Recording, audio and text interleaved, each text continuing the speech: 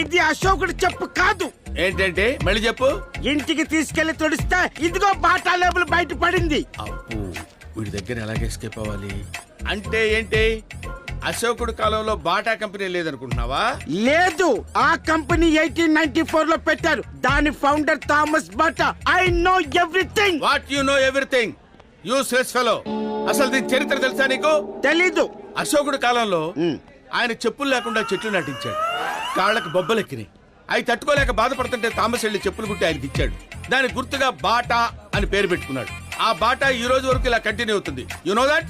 ఈ చెప్పు అశోకుడు చెప్పు కాదు. అంత చరిత్ర తెలిసిన వాడవైతే థామస్ బాటా వాళ్ళ తాత, వాళ్ళ ముత్తాత, వాళ్ళ ముత్తాత, వాళ్ళ ముత్తాత ముత్తాత వాళ్ళంతా ఏం చేసేవాళ్ళు తెలుసా? I don't know. ఇదే పని చేసేవాళ్ళు. అది అంటే చెప్పులు కుట్టుకునేవాళ్ళు అన్నమాట. ఈ సంగతి ఏ హిస్టరీలో రాశారు సార్? హిస్టరీలో రాయరు, క్రియేట్ చేస్తారు. అర్థమైంది. తీసుకెళ్ళు.